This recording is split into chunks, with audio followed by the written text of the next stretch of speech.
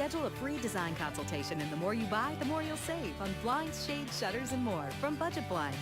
Visit budgetblinds.com today. A boil water advisory has been issued for Wainwright and the neighboring military base.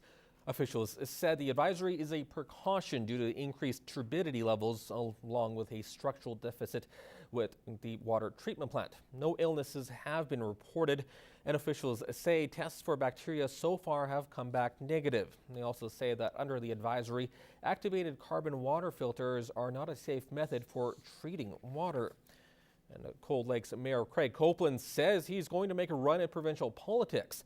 Copeland has announced he will seek the nomination for the PC party for the Bonnyville-Cold Lake riding in the next election.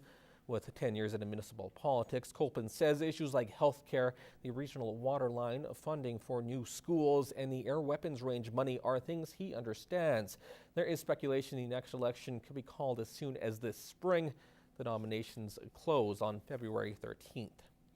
It's time to break out the toques and mitts for a good cause again, as members of the Coldest Night of the Year fundraiser are busy preparing for this year's walk.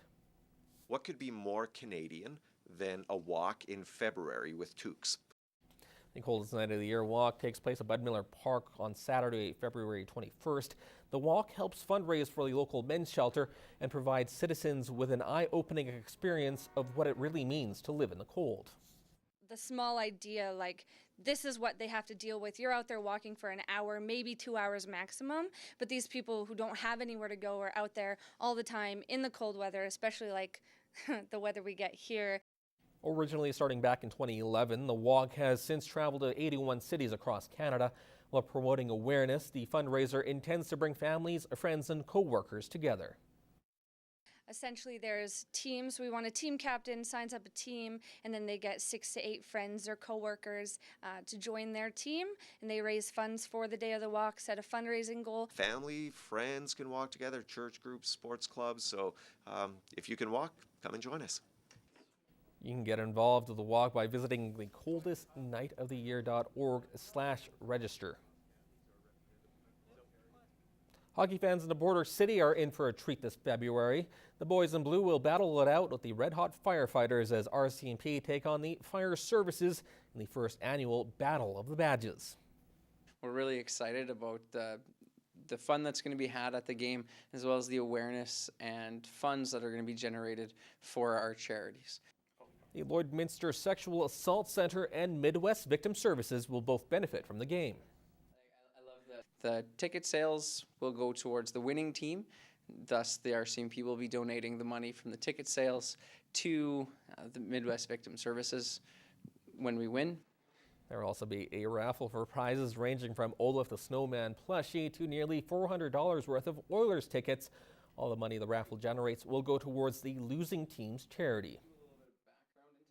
And then we can understand that people might not necessarily want to watch a bunch of 35-ish-year-old guys playing hockey when you have, like, say, the Bobcats in town to watch. So we've got other things that will be fun for the family and keep the game light and enjoyable. The game is at 2 o'clock at the Civic Center on February 21st. And tickets will be available at the RCMP detachment starting tomorrow for $10 per person or $25 for a family of 4. Now, the ability to read is a vital building block in any student's education, and teaching them to love books early goes a long way. The Lloydminster Public School Division is partnering with the Learning Council to promote literacy in kids from the very start. Here's more on the Books for Babies program in this week's Beyond the Classroom. What book did you guys get last week? I Love Colors, Peekaboo Baby? Okay. Gathering at the Rondell Park School Library, some Border City moms with kids in tow are spending an hour today with a few good books. As part of Literacy Month, the weekly meeting is only one of many events going on at the school. This is Sarah Roquist's second time taking part. This year, she brought her daughter Sadie after seeing how much it helped her son when he was her age. It just helped with getting out and socializing with other kids, getting him interested in books, learning to look at books and turn the pages and things like that. During the 4-week program, parents and their children under the age of 1 get together to learn reading techniques and what kind of books are best for a young learner's development. I always remind parents, when was the last time you read a book to teach you something? And I get a look, and it was like, yeah, so why are you always buying books that teach colors, numbers, ABCs, 1, 2, 3s, all that kind of stuff? It's important to read books just to look at the pictures or hear the story. It's not all about teaching you something. It's also a chance to engage our families too. These are going to be our learners in a couple of years. So it's important that our families feel comfortable coming into our school and learn ways that they can teach their children alongside of us. As for Rourke's daughter Sadie, even though she may be too young to have a favorite book at the moment, there have already been some works that caught her eye. She just likes any animal book. She loves looking at the animals and the animal sounds.